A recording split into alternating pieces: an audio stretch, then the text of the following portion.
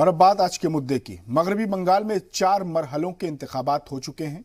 17 अप्रैल को बंगाल में 5वें मरहले की वोटिंग होगी, यानी बंगाल में आधा चुनाव खत्म हो गया है, आधा बाकी है। बीजेपी ने अपना पूरा दमखम लगा दिया है तो टीएमसी भी महाज पर डटी हुई है, लेकिन लेफ्ट के साथ इत्तेहाद कर रही कांग्रेस सर्द नजर आ रही है। सवाल कांग्रेस पर उठ रहे हैं कि वो बंगाल में दिलचस्पी क्यों नहीं दिखा रही है। बंगाल के मैदान में राहुल गांधी कब उतरेंगे, ऐसे कई सवाल हैं। हालांकि टीएमसी ने कांग्रेस के हिस्से के वोट को अपने पाले में करने के लिए एड़ी चोटी का जोर लगा दिया है। अकलियतों को एकजुट होकर वोट देने के बयान पर ममता दीदी को 24 घंटे की सख्ती भी उठानी पड़ी। ममता ने इस कदम पर एहतजाज भी जाहिर किया, लेकिन इन सब सियासी सरगर्मियों के बीच बीजेपी जोर शोर से मैदान में है। अब बीजेपी का अगला हदफ मुस्लिम अक्सरियत वाली सीटों पर अपना असर दिखाना है। मालदा और मुर्शिदाबाद जैसे मुस्लिम अक्सरियत वाले इलाकों के वोटर्स को लुभाने के लिए वजीर आजम की रैलियों की तैयारियां हैं। पीएम 17 अप्रैल को आसनसोल और गंगारामपुर में रैलियां करेंगे, तो वहीं 21 को मालदा और 24 को मुर्शिदाबाद में अवाम को खिताब करेंगे। ऐसे में सवाल यही है कि मुस्लिमों को अपने हक में करने के लिए बीजेपी का क्या कदम होगा। क्या इन इलाकों में दीदी से ज्यादा कांग्रेस और लेफ्ट मजबूत है? टीएमसी के सॉफ्ट हिंदुत्व की छवि का भी असर क्या इन इलाकों में पड़ेगा, यह भी एक अहम सवाल है। और क्या यहां मजहब की सियासत से ऊपर उठकर सबका साथ सबका विकास के फॉर्मूले पर बीजेपी काम करेगी? ऐसे कई सवालों के जवाब आज हम अपने मेहमानों से जानेंगे।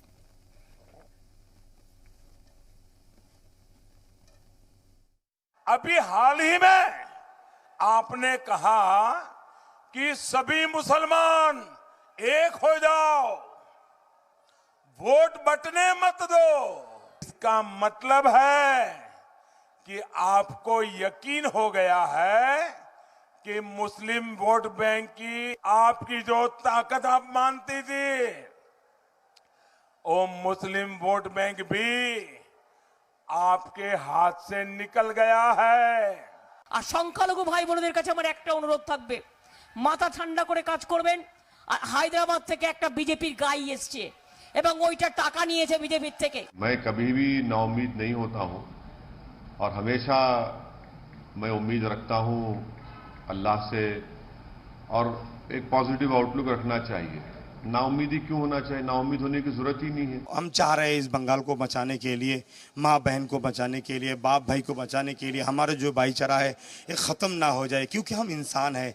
हमको जीने का हक मालिक ने दिए हैं, किसी को कत्ल करने का हक नहीं दिया है। और इस अहम मौजू पर बात करने के लिए हमारे साथ मौजूद हैं बीजेपी लीडर दानिश इकबाल साहब, सियासी तज्जियाकार ऋषि मिश्रा जी, और कोलकाता से हमारे साथ जुड़ेंगे सीनियर सहाफ़ी महबूब रजा साहब। हम तमाम मेहमानों का इस्तकबाल करते हैं और पहला सवाल मेरा ऋषि मिश्रा जी से है। ऋषि मिश्रा जी, आपसे हम जानना चाहते हैं कि क्या मगरबी बंगाल में, वेस्ट बंगाल में वजीर आजम नरेंद्र मोदी का जादू मुस्लिम अक्सरियत इलाकों में चलेगा? देखिए अब्बास भाई, आपके सवालों का जवाब देने से पहले मैं ये कहना चाहूंगा कि धर्म का सियासत में कोई स्थान नहीं। धर्म हर एक व्यक्ति का निजी आस्था है, और जितने भी सियासतदान हमारे देश में हैं, उनसे मेरा अपील है, कृपया धर्म को राजनीति में न घसीटे। जहां तक आपने जो मुर्शिदाबाद, मालदा, उत्तरी दिनाज, दक्षिणी दिनाज की बातें आपने की है, ये बिल्कुल सही है कि ये कांग्रेस का गढ़ रहा है। और आप 2016 के विधानसभा के नतीजों को देखेंगे, जो 44 सीट कांग्रेस को मिला था, अधिकतर सीटें इन्हीं क्षेत्रों से मिला था। मुर्शिदाबाद, मालदा नॉर्थ, मालदा साउथ, उत्तरी दिनाज, दक्षिणी दिनाज और ब्रह्मपुर, जहां से अधीर रंजन चौधरी सांसद वर्तमान में है, जो कांग्रेस विपक्ष के नेता भी हैं। तो कहीं ना कहीं इन क्षेत्रों में यदि आप देखेंगे, मालदा नॉर्थ, मालदा साउथ में ही आप ले लीजिए, टीएमसी कहीं नहीं है। बीजेपी को 2 सीटें मालदा वाले बेल्ट में है। लेकिन सवाल उठता है कि नरेंद्र मोदी की एक तरफ मुसलमानों को, अकलियतों को अटैक करने के लिए उन्होंने अपने भाषण में उल्लेख किया, लेकिन दूसरी तरफ भाजपा के ही नेता, एक नेता मैं नाम नहीं लेना चाहता हूँ, भाजपा के ही एक नेता एक राज्य में कहते हैं कि हमें मुसलमानों का वोट नहीं चाहिए। खुलेआम आपको अब्बास भाई मालूम होगा, जी, हेमंत बिस्व शर्मा ने असम के शिक्षा मंत्री हैं, जी आप एंकर हैं, आप नाम ले सकते हैं, मैं उनका नाम नहीं लेना चाहता, जी कि उन्होंने खुलेआम आसाम विधानसभा चुनाव में उन्होंने खुलेआम कहा कि हमें मुसलमान को यानी भाजपा को मुसलमानों का वोट नहीं चाहिए। तो एक तरफ प्रधानमंत्री जी मरहम लगाते हैं, दूसरी तरफ उनके ही वरिष्ठ नेता मुसलमानों के पीठ में चूरा भोंकने का काम करते हैं। तो मुसलमान एतबार कैसे करेगा भाजपा पे, सवाल ये उठता है। ठीक है। आप एक तरफ मरहम लगाने की कोशिश करते हैं, दूसरी तरफ प्रतिनिधित्व का सवाल आता है। तो आप देख लीजिए बंगाल में 294 असेंबली सेगमेंट है, कितने मुसलमानों को भाजपा ने टिकट दिया। या आसाम में ही देख लीजिए, आसाम में 126 विधानसभा क्षेत्र है और कश्मीर के बाद, जम्मू एंड कश्मीर के बाद हिंदुस्तान में सबसे ज्यादा मुसलमान आसाम में रहते हैं। आप भाजपा के जो टैली है उसमें देख लीजिए कितने मुसलमानों को दिया। तो सिर्फ बात बनाने से नहीं होगा, आपको प्रतिनिधित्व रिप्रेजेंटेशन देनी होगी, तभी उस कौम का आपके प्रति विश्वास बढ़ेगा। लेकिन आपको बता दूं कि मुर्शिदाबाद से 5 दिया है, उत्तरी दिनाजपुर से 2 दिया है, मालदा से 2 मुसलमानों को मैदान में उतारा है बीजेपी ने। ये शायद आपको जानकारी होगी। हमारे साथ बीजेपी जी आप रेशियो की बात कर रहे होंगे, आप परसेंटेज की बात कर रहे होंगे। अब्बास भाई मैं जानता हूँ कुछ सीटों पे देखिए, मैं एक फैक्ट बता दूं, कुछ सीटों पे दिया गया है। मुर्शिदाबाद में 60% मुसलमान है, वहां उन्होंने दिया है। 2 समाजों को इस बार ठगने का काम टीएमसी ने भी किया है। आप टीएमसी का सीट टैली देख लीजिए, टीएमसी भी ने पिछले चुनाव के तुलना में 2016 में जितने मुसलमानों को टिकट दिया, सीटें घटा दी। नंबर 2, मतुआ समाज का बहुत बात हुआ है बंगाल चुनाव में, मतुआ समाज का बहुत बात हुआ है। लेकिन एक फैक्ट बता दूं, न टीएमसी न भाजपा किसी ने भी मतुआ समाज को उचित प्रतिनिधित्व देने का काम नहीं किया है। ठीक है, कहीं ना कहीं ठीक है। दानिश इकबाल साहब भी हमारे साथ मौजूद हैं, बीजेपी लीडर हैं, उनसे जवाब ले लेते हैं। आपने एक सवाल और भी किया है। दानिश इकबाल साहब, आपसे भी मेरा वही सवाल है कि क्या इन इलाकों में मुर्शिदाबाद, मालदा, नॉर्थ दिनाजपुर, साउथ दिनाजपुर, इन सब इलाकों में मुस्लिम वोट बहुत है, हिंदुओं से ज़्यादा हैं, मेरे ख्याल से 50 और 60% वोट हैं। क्या इसमें वजीर आजम नरेंद्र मोदी का जादू चलेगा? और दूसरा सवाल एक और मैं कर दे रहा हूं, वो ऋषि मिश्रा साहब ने उठाया कि क्यों भरोसा करे और कैसे भरोसा करे मुसलमान? देखिए अब्बास भाई, भारतीय जनता पार्टी का हमेशा से ये मानना रहा है जी कि चुनाव में टिकट देने की बात हो या प्रतिनिधित्व देने की बात हो या संगठनात्मक, जब चुनाव लड़ने जाती है कोई पार्टी तो वो संगठनात्मक स्तर पर चुनाव लड़ती है। और संगठन में जो कार्यकर्ता होते हैं, जितने कार्यकर्ता होते हैं, जिस प्रकार के कार्यकर्ता होते हैं, भारतीय जनता पार्टी अपने कार्यकर्ताओं को ही चुनाव लड़ाती है। और जो 9 उम्मीदवार भारतीय जनता पार्टी के पश्चिम बंगाल में जो भारतीय जनता पार्टी ने जिनको टिकट दिया, वो सभी भारतीय जनता पार्टी के पुराने कार्यकर्ता हैं जिन्होंने लगातार भारतीय जनता पार्टी के लिए काम किया है। तो जिस प्रकार से हमारे पास जितने कार्यकर्ता होते हैं उसी हिसाब से भारतीय जनता पार्टी टिकट देती है।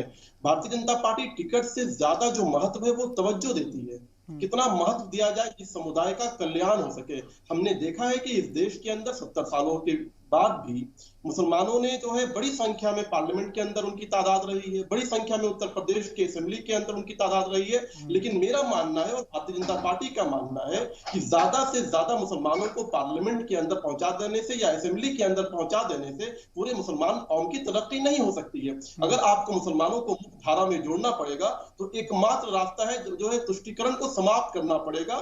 सब समाज के साथ उनको भी उसी मुख्य धारा में लेकर के जाना पड़ेगा। अगर भारतीय जनता पार्टी केंद्र की सरकार पश्चिम बंगाल के लिए 6 सालों में जो कार्य उसने किया है तो उससे जो लाभान्वित है वो सिर्फ हिंदू समाज नहीं है, उसके साथ साथ मुसलमान समाज भी है। प्रत्येक व्यक्ति इस देश का, इस प्रदेश का, जो भारत का नागरिक है, लाभान्वित होता है। तो हमें उस नजरिए से देखना चाहिए कि किस तरह से किसी तो दानिश इकबाल साहब, मेरा सवाल यही है कि जो आप बातें बता रहे हैं, क्या इन सब बातों का जादू बंगाल के जो मुस्लिम अक्सरियत वाले इलाके हैं उनके वोटर्स पर पड़ेगा, वहां के मुसलमानों पर पड़ेगा इसका असर, वजीर आजम की रैलियों का असर पड़ेगा? देखिए, जब 2019 का चुनाव हुआ था, मुर्शिदाबाद की लोकसभा में चुनाव हुआ था, लोकसभा सीट से भारतीय जनता पार्टी की कैंडिडेट थी रूपा मैत्री, और रूपा मैत्री मात्र जबकि वो 80% नहीं 90% मुसलमान हैं उस लोकसभा क्षेत्र में, और वहां से मात्र 4000 से वोट से वो हारी थी।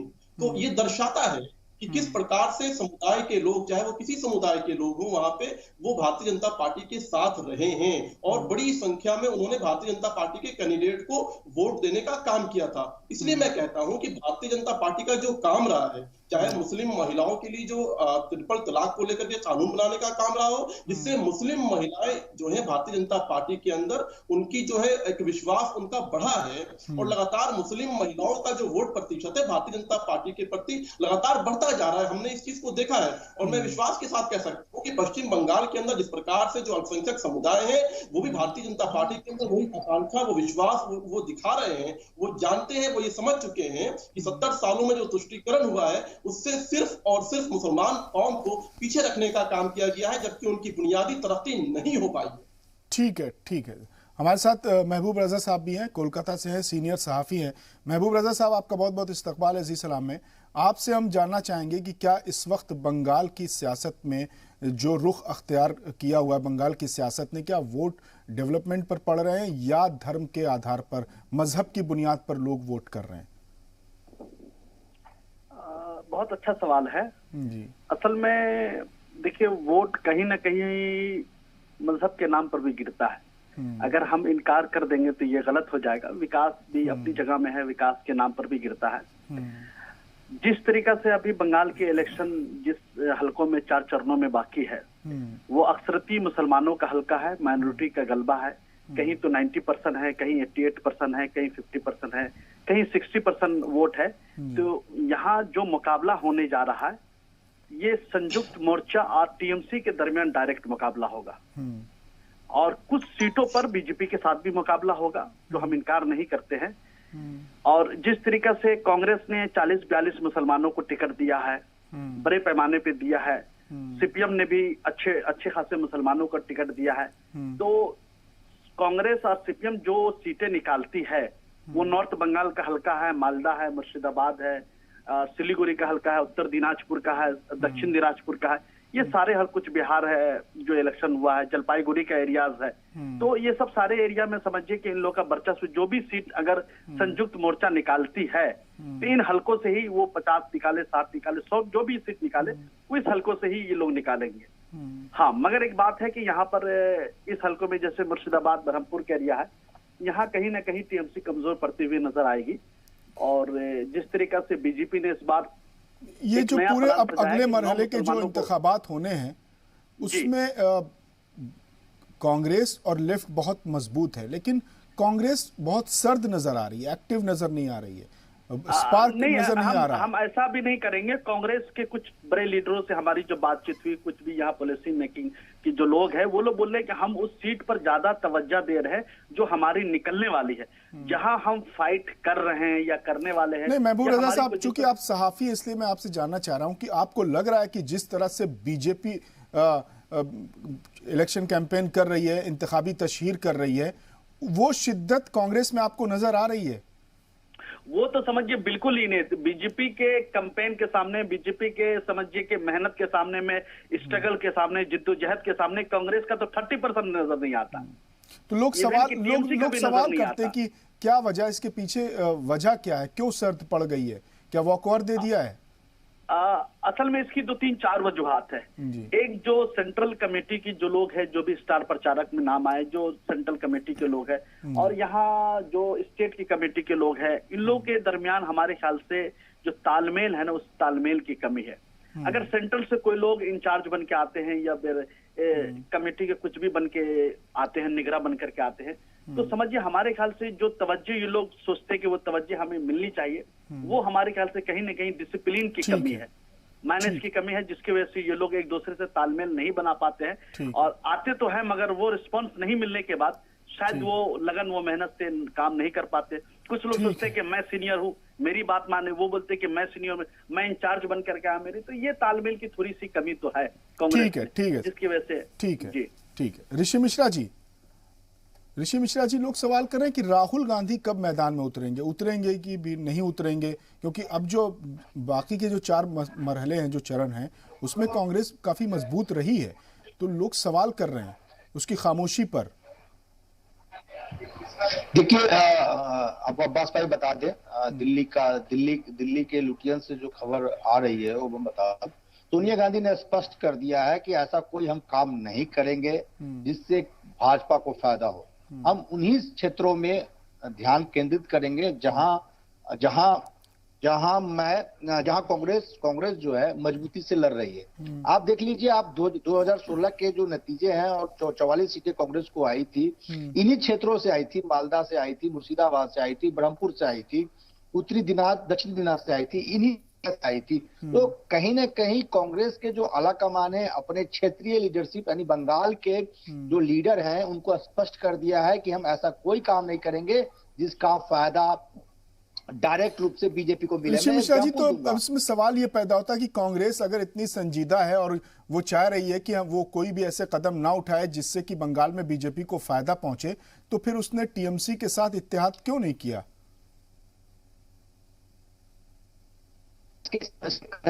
जो कांग्रेस के जो क्षेत्रीय नेता हैं अधीर रंजन चौधरी, उनका ममता बनर्जी से नहीं पटता है। वो ममता बनर्जी के विरुद्ध की उनकी राजनीति रही है। आप यदि अधीर रंजन चौधरी के राजनीतिक कैरियर को देखेंगे, सबसे महत्वपूर्ण सवाल अब्बास भाई ये है कि यदि भाजपा बंगाल में चुनाव जीत जाती है तो 2024 का जो लड़ाई, जो अगला लोकसभा चुनाव होगा, वह सभी पॉलिटिकल पार्टी, जो अपोजिशन पॉलिटिकल पार्टी है, उसके लिए असंभव हो जाएगा। तो कहीं न कहीं बंगाल में कुर्बानी देके कांग्रेस एक बड़ा मैसेज देना चाहती है। नहीं, इसको तो कुर्बानी नहीं, इसको कुर्बानी थोड़ी कहा जाएगा ऋषि मिश्रा जी। कुर्बानी तो तब होती कि कांग्रेस बड़े भाई का किरदार निभाती और जितनी अपोजिशन पार्टियां थी मरकज की, उनको साथ लेकर बैठती। और अगर उसको ये फिक्र है कि बंगाल में बीजेपी अगर जीत गई तो 2024 का मरहला आसान नहीं होगा, तो उसके लिए वो मुत्तहिद होती, मुनज़्ज़म होती, सारी पार्टियों को एक साथ लाती और हो सकता हो नतीजे तब बेहतर होते। देखिए, कुछ न कुछ रही होंगी मजबूरियां, यूं ही कोई ऐसे बेवफा नहीं होता। तो कुछ न कुछ तो मजबूरियां सभी पॉलिटिकल पार्टियों का होता है। एक महत्वपूर्ण बात यह भी है कि कांग्रेस केरला में लेफ्ट के विरुद्ध चुनाव लड़ रही है, दूसरी तरफ बंगाल में गठबंधन है। तो राहुल गांधी के लिए केरला बहुत ही इंपॉर्टेंट है। तो केरला तो खत्म हो गया ना, असम खत्म हो गया, तमिलनाडु खत्म हो गया ना। यदि कांग्रेस हार जाती है, केरल, तमिलनाडु, असम, पुडुचेरी, सबके इंतखाबात खत्म हो गए। अब तो अभी आधा चुनाव बाकी है पश्चिम बंगाल का। और आप कह रहे थे कि अधीर रंजन चौधरी से नहीं बनती ममता बनर्जी की वहां की लोकल लीडरशिप से, तो फिर जैसे मैंने दो फैक्टर बताया जी, मैंने अब्बास भाई दो फैक्टर बताया कि कांग्रेस नहीं चाहती है कि मतों का विभाजन हो। मैं उसी का एग्जांपल दे रहा था, बीच में आपने सवाल कर दिया। उत्तरी मालदा, क्या 2019 का लोकसभा चुनाव के नतीजों को आप एनालिसिस कीजिए, शायद साउथ मालदा का मेरे हिसाब से, वहां पे बीजेपी इसलिए जीत गई क्योंकि गनी खान चौधरी के परिवार के ही दो व्यक्ति, एक टीएमसी से और एक कांग्रेस से चुनाव लड़ गए। टीएमसी वाले को 5 लाख वोट आया, कांग्रेस वाले को 3.25 लाख वोट आया। बीजेपी 6 लाख वोट ला के जीत गई। तो कहीं ना कहीं कांग्रेस नहीं चाहती है कि मतों का विभाजन यदि हो, उसका फायदा बीजेपी को। अब बीजेपी यदि बंगाल चुनाव जीत जाती है तो बीजेपी को फिर रोकना संभव ही नहीं, नामुमकिन होगा। ठीक है। दानिश इकबाल साहब, आपसे सवाल है कि आखिर क्या ऐसा हो गया कि बीजेपी को बंगाली रास आने लगे और बंगालियों को बीजेपी भाने लगी? अब बात भाई, एक्चुअल में हकीकत ये है कि जो बंगाल की जनता है उसको भारतीय जनता पार्टी रास आ रही है, और उसके बहुत सारे कारण हैं। उसके कारण ये है जो पिछला 10 साल रहा ममता दीदी का, और जिस आकांक्षा, जिस आशा के साथ वहां की जनता ने ममता दीदी को आशीर्वाद दिया था, माँ माटी मनुष्य का नारा देकर के जो सरकार आई थी, वहां पे माँ की चिंता नहीं हुई। माटी को बदनाम करने की कोई कसर ममता दीदी ने नहीं छोड़ी, और मनुष्य की जान की वहां पे कोई कीमत नहीं रही। दूसरी तरफ जो आम लोग थे, जो बंगाल की जनता का जो अधिकार था, जो हकूक था, उसको बंटवारा कर दिया। आप अपनी अपीजमेंट की राजनीति के लिए, अपने वोट बैंक के लिए जो है आपने बांग्लादेशी घुसपैठियों को वहां संरक्षण दिया, आपने रोहिंग्या के घुसपैठियों को वहां संरक्षण दिया। तो ये सारी जो है वजह है।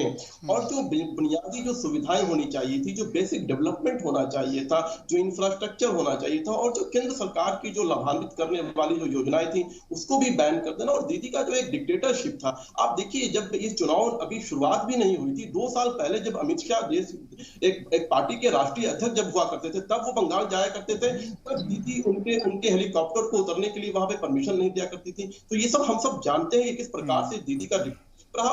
और दूसरा, जनता की जो आकांक्षा, जो आशा थी, उस पे दीदी पूरी तरह से फेल्योर हुई है।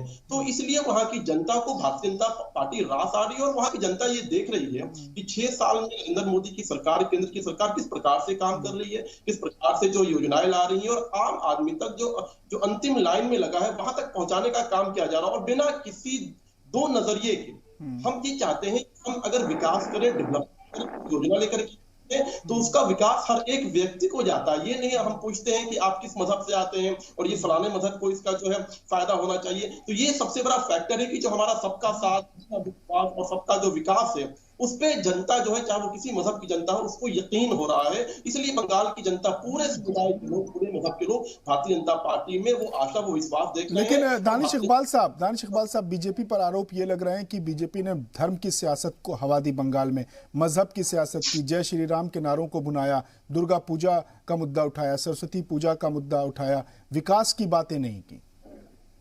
अब अगर देखिए, भारतीय जनता पार्टी ने अपने विकास की बात की, 6 साल में हमने क्या किया वो भी मैं आपको बता दूंगा।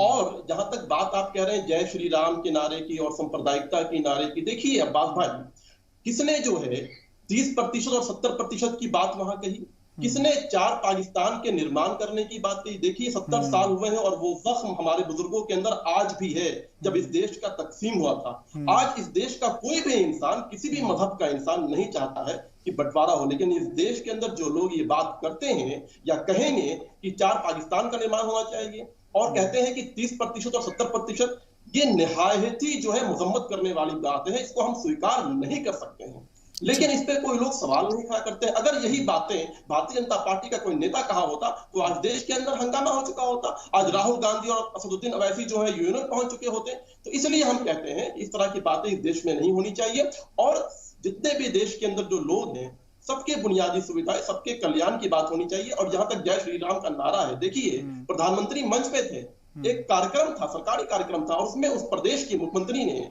बजाफ्ता जो है प्रधानमंत्री के सामने नाराजगी जाहिर की। क्यों? क्योंकि जो है वहां पे क्राउड जो थी, वहां की जो भीड़ थी, उसने जय श्री राम के नारे के साथ अभिवादन किया, अभिनंदन किया। नहीं, लेकिन लोग कहते हैं कि वो जय श्री राम के नारे पर उनको एतराज नहीं था, वहां पर कुछ और भी नारे लग रहे थे। तो उन्होंने तो ये कहा था, प्रधानमंत्री जी के सम्मान में कहा था कि किसी मेहमान का सम्मान इस तरह से नहीं किया जाता। कुछ और नारे वहां लग रहे थे।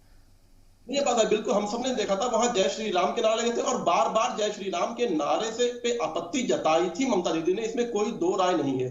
और जहां तक सवाल है कि आप अपने प्रदेश के अंदर अगर आप दुर्गा पूजा मनाने के लिए सुप्रीम कोर्ट के दरवाजे खटखटाना पड़ेगा, अगर आपको शिवरात्रि की शोभा यात्रा निकालने के लिए सुप्रीम कोर्ट के दरवाजे खटखटाने पड़ेंगे, तो ये मुझे लगता है कि अनुचित है, ये उचित नहीं है किसी भी प्रदेश की सरकार को। अगर लॉ एंड ऑर्डर का विषय है तो सरकार की जिम्मेदारी होती है कि अगर दो समुदाय के तरफ फेस्टिवल या पर्व एक साथ आते हैं तो ये सरकार की जिम्मेदारी होती है कि लॉ एंड ऑर्डर को मेंटेन करें और शांतिपूर्वक दोनों समुदाय के लोग अपने अपने जो उनके जो अटान है, उनकी जो परंपरा है, उसके अनुसार अपने पर्व का त्योहार को मनाएं। तो सरकार उसमें भी विफल रही है, ये हम सब जानते हैं। और देखिए जहां तक कांग्रेस का सवाल है, भाई कांग्रेस एक ऋषि मिश्रा जी आपके पास ही आऊंगा जी। कांग्रेस जो है निगेटिव राजनीति कर रही है। देखिए दिल्ली का चुनाव हुआ था, उसमें भी हमने देखा था कांग्रेस ने निगेटिव पॉलिटिक्स की थी, अरविंद केजरीवाल को उन्होंने पूरा वॉकआउट दे दिया था। उसी प्रकार से पश्चिम बंगाल की राजनीति में कांग्रेस निगेटिव राजनीति कर रही है। और ये कांग्रेस के लिए ही नहीं अपितु इस देश के लोकतंत्र के लिए भी खतरनाक है, क्योंकि आप देश की सबसे पुरानी पार्टी है, सबसे बड़ी पार्टी है।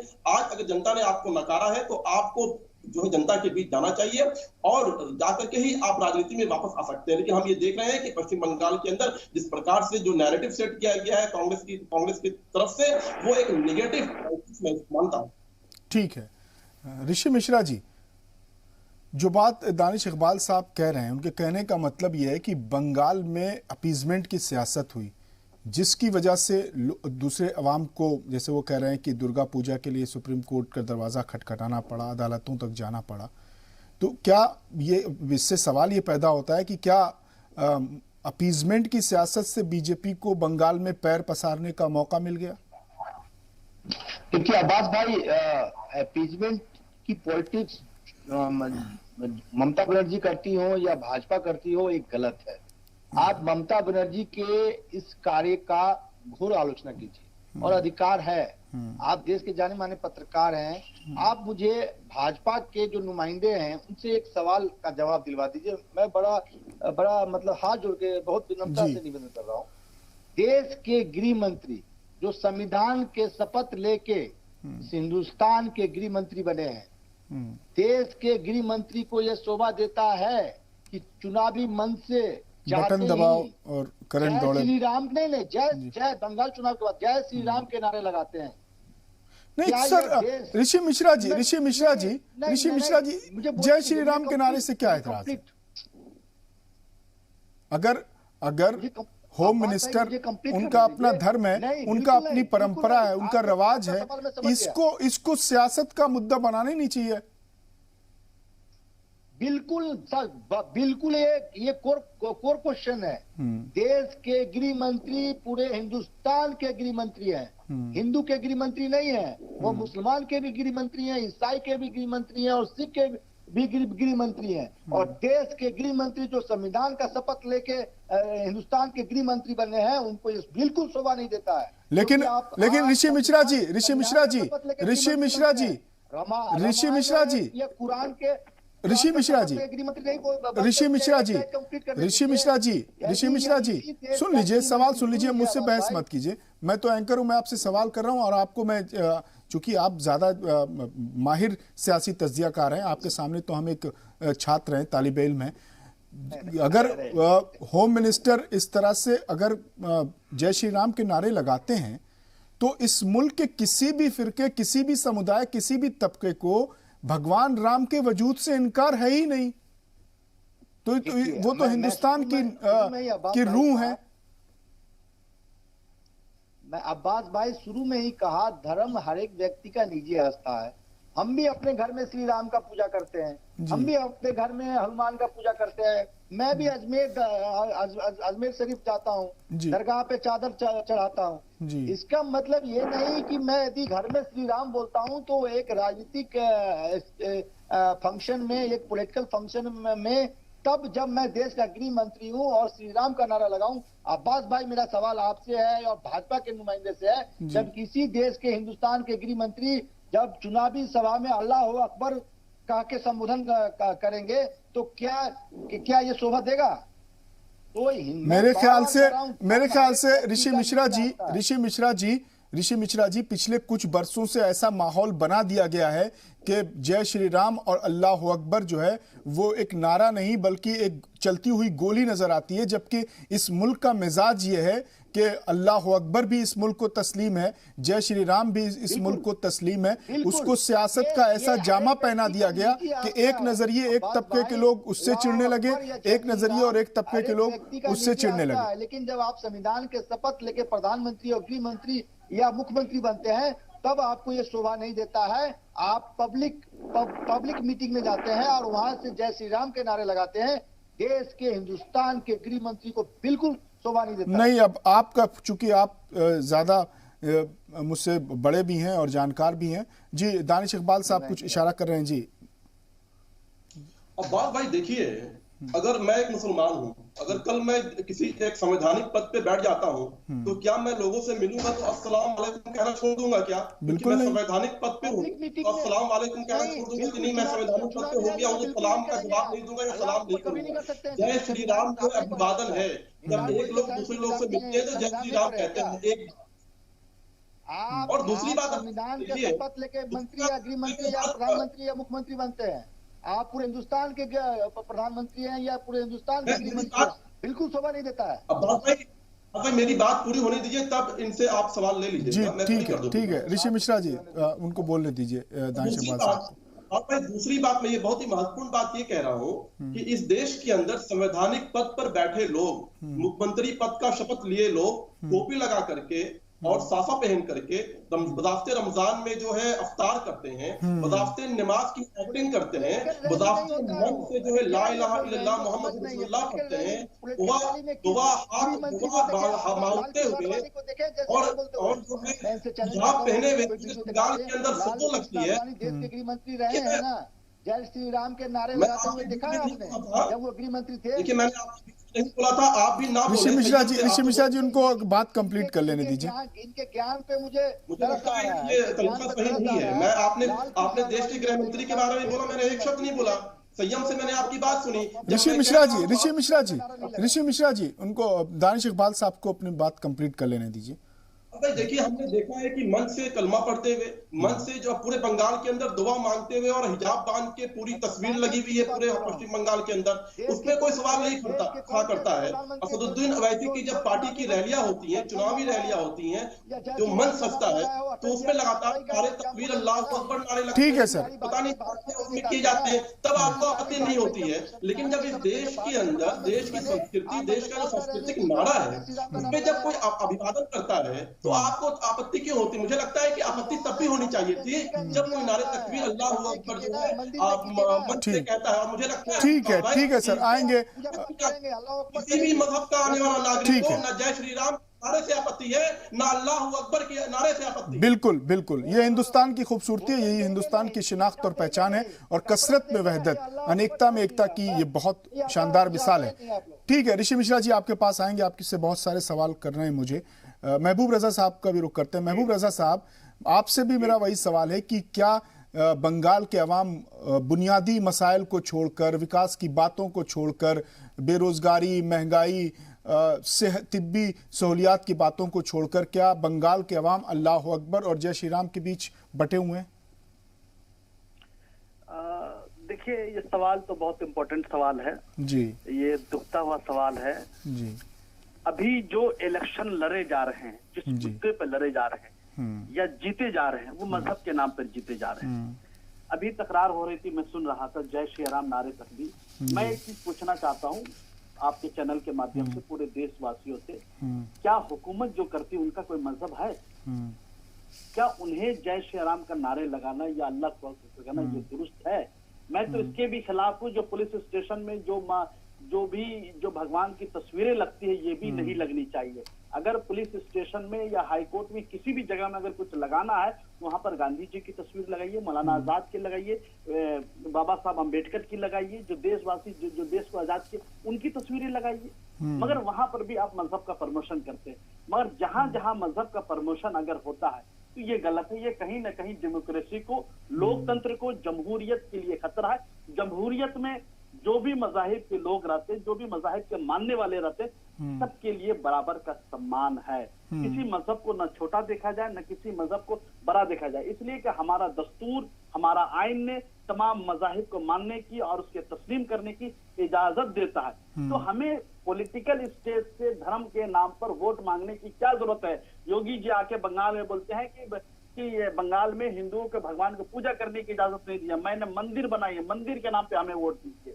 ये सही है? नहीं, बात देखिए, ये तो अलग मुद्दा हो गया ना। लेकिन अगर कोई राजनेता, कोई बड़ा लीडर अगर अपने स्पीच की शुरुआत जय श्री राम के नारे से करता है या अस्सलाम वालेकुम कहता है, तो इस पर किसी को एतराज होना चाहिए क्या? हिंदुस्तान का जो मिजाज है, हिंदुस्तान की जो रिवायत है, तारीख है, उसके मुताबिक बोले, अगर वो उसका कहने का मतलब किसी को नीचा दिखलाना। देखिए, भगवान राम जी की आस्था, मोहब्बत, अकीदत किसके दिल में नहीं? आपके भी दिल में, मेरे दिल में भी है। और हमारे तो अल्लामा इकबाल ने तो इमामुल हिंद, हिंद का इमाम बोल चुके हैं जी। तो इसको किसको इनकार हो सकता है? जबान से बोल देने से भगवान राम जी की मोहब्बत बढ़ जाएगी, ये नहीं। उसके दिल में अकीदा है कि नहीं, उसके दिल में उसकी आस्था है कि नहीं, ये बड़ी बात है। मैं जबान से लाख बोल दूं, अगर आपके लिए हमारे तस्लीम है ही नहीं, दिल में मोहब्बत नहीं, तो बेकार चीज है। तो मेरा बोलने का मतलब यह है कि अगर भगवान राम जी से अकीदा है, अगर उसको मानते हैं, तो भगवान राम जी ने बहुत सारी चीजें बोल करके गए। उन्हें रावण का समझिए खात्मा किया था। उनकी आइडियोलॉजी क्या थी? किसी को तकलीफ न पहुंचे, किसी को दुख न पहुंचे। उन्होंने हमेशा लोगों को जो हिंसा से दूर रखा, नफरत से दूर रखा, समझिए कि मारपीट से दूर रखा। उनकी सारी जिंदगी, उनके सारे कॉल को पढ़ लीजिए, भाईचारा, मोहब्बत, अकीदा, जोड़ने की बात की, तोड़ने की बात नहीं की। ठीक है तो सर, भगवान ठीक जय है। श्री राम के नाम पर आप तोड़ने की बात क्यों करते हैं? आप जोड़ने की बात कीजिए, ठीक है सर, इत्तेहाद की बात कीजिए। बिल्कुल। ऋषि मिश्रा जी हैं, सियासी तज्जियाकार हैं, समझदार हैं, जानकार हैं, अच्छी पकड़ रखते हैं सियासत पर, हिंदुस्तान के अलग अलग सूबों में उनकी गहरी पकड़ है।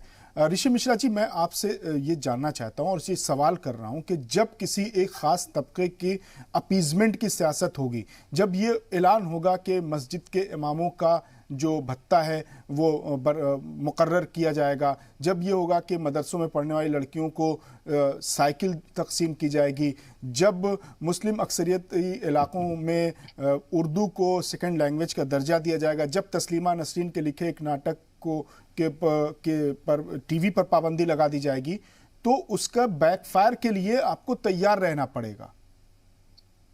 बिल्कुल, आपने बहुत महत्वपूर्ण सवाल किया है अब्बास भाई, आपको सैल्यूट मैं करता हूँ जी। बिल्कुल महत्वपूर्ण सवाल किया है कि तुष्टीकरण चाहे किसी का भी हो, किसी भी समाज या कौम का हो, वो गलत है।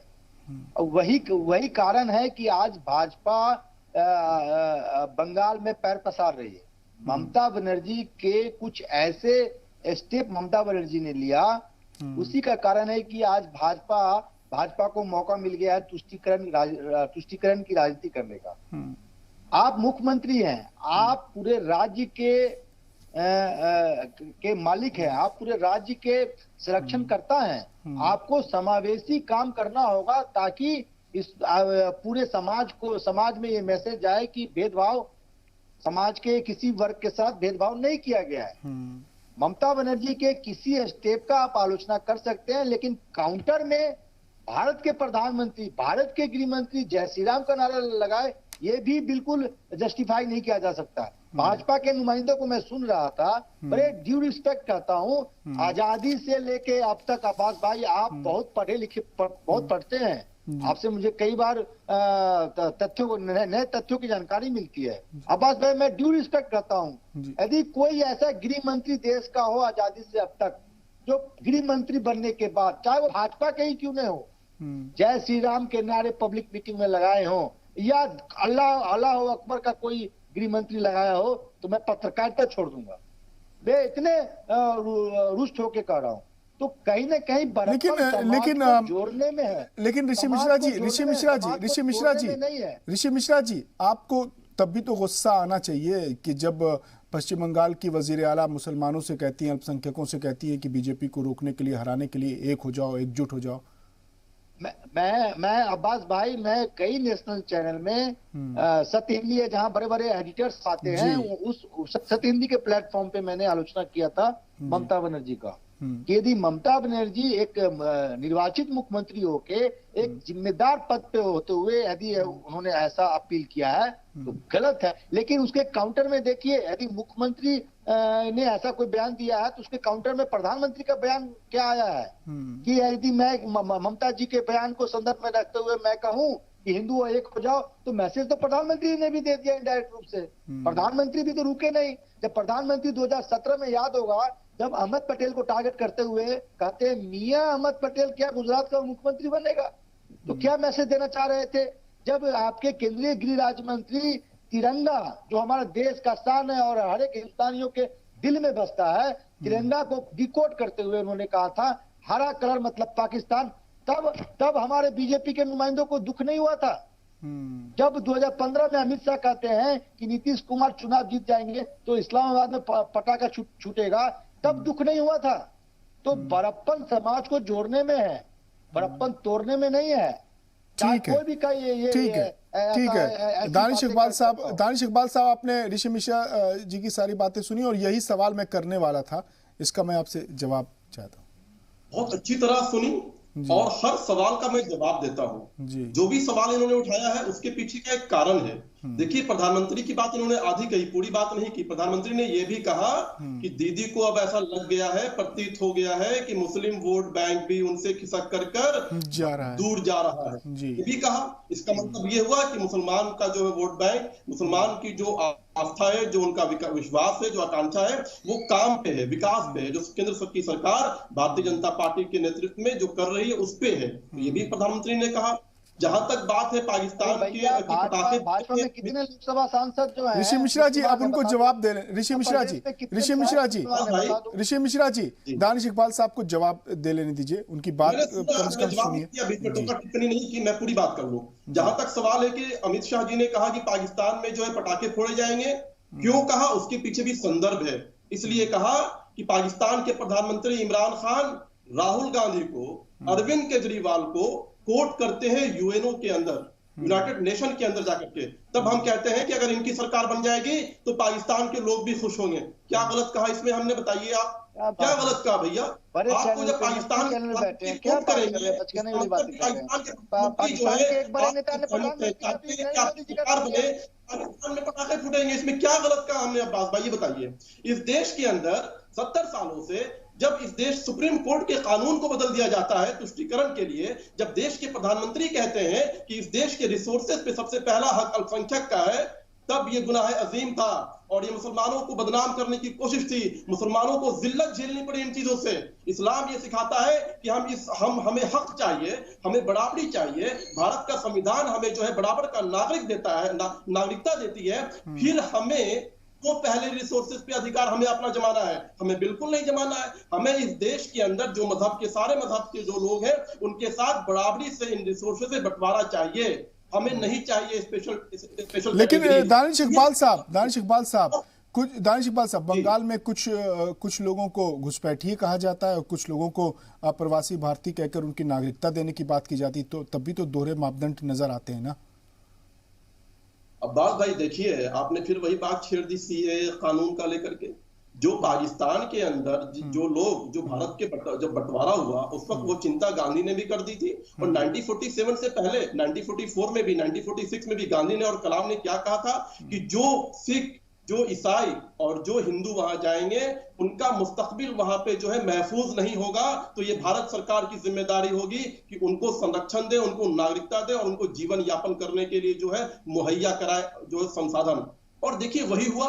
आज अगर जो लोग मजहब के नाम पर नहीं, नौकरी करने के नाम पर नहीं, बल्कि सताने के नाम पर, मजहबी तौर पर सताने के नाम पर जो लोग आ रहे हैं, उनको हम यहाँ संरक्षण दे रहे हैं। लेकिन जो लोग घुसपैठिए बनकर आर्थिक रोजगार तलाशने के लिए, नौकरी तलाशने के लिए यहाँ आएंगे, वो निश्चित तौर पर घुसपैठिए हैं। इन चीजों को समझना चाहिए, इस पे राजनीति नहीं करनी चाहिए। बिल्कुल साफ है, अगर 5 करोड़ बांग्लादेशी घुसपैठिए भारत के अंदर रोजगार तलाशने के लिए आएंगे तो भारत के जो लोग हैं उनका वो कहां जाएंगे, उनके हक में बंटवारा हो जाएगा। इसलिए हम कहते हैं, लेकिन अगर किसी को नागरिकता चाहिए तो जो एक प्लेटफॉर्म है, जो तरीका है भारत सरकार का, उसके तहत आइए, सभी मजहब के लोगों को नागरिकता मिलेगी, इसमें कहीं कोई आपत्ति नहीं होनी चाहिए किसी। ठीक है। महबूब रजा साहब, आपको मेरी आवाज मिल रही है? जी बिल्कुल। महबूब रजा साहब, आपसे चूंकि वक्त बहुत कम है, अब हम आखिरी मंजिल पर हैं, आपसे हम ये जानना चाहते हैं कि क्या वही बुनियादी सवाल आपसे, चूंकि आप ग्राउंड पर वहां पर मौजूद हैं, कि क्या इन इलाकों में वजीर आजम के दौरे से कुछ असर पड़ेगा वहां के मुस्लिम अवाम पर? देखिए, असल में मामला ये क्या है कि सीए एनआरसी वगैरह को लेकर जिस तरीका से बीजेपी जो है बातें कर रही है अपनी स्टेज से, मैं आऊंगा तो सीए को लागू करूंगा, एनपीआर लागू करूंगा, तो ये सारे मामले लेकर के मुसलमान थोड़ा सा जो है नाराज तो थे और ज्यादा नाराज हो गए। घुसपैठी से डायरेक्ट जो बात कर रहे हैं या रोहिंग्यास को, ये डायरेक्ट मुसलमानों को टारगेट करते। मुसलमान तो समझिए कि बाहर से आने का सवाल ही पैदा नहीं होता है। मुसलमान क्या आएंगे भाई? पाकिस्तान से हिंदुस्तान में मुसलमान आएंगे या समझिए कि बांग्लादेश से हिंदुस्तान में मुसलमान है? बिल्कुल नहीं है। सऊदी अरब से आएंगे? बिल्कुल नहीं आएंगे। मगर जिस तरीका से मुसलमान को जो आउटसाइडर के नाम पे मारा जा रहा है, पीटा जा रहा है, ये गलत है, ये नहीं होनी चाहिए। ठीक है, वजह से मुसलमानों के बारे में बातें करने से नहीं होगा, अमल करने से। ठीक है महबूब रजा साहब, बहुत बहुत शुक्रिया। हमारा वक्त खत्म हो गया, बहुत माजरत चाहता हूँ। ऋषि मिश्रा जी, आपसे बहुत सवाल करने थे लेकिन सारे सवाल रखे रह गए, बहुत बहुत शुक्रिया, वक्त कम था। दानिश इकबाल साहब, आपका भी बहुत बहुत शुक्रिया। आप तीनों मेहमानों का बहुत बहुत शुक्रिया कि आप तीनों मेहमानों ने कीमती वक्त निकाला और इस अहम मौजू पर शिरकत की और अपने अफकार, अपने ख्यालात, अपने नज़रिए से नवाजा। तो आज के मुद्दा में आज के लिए बस इतना ही।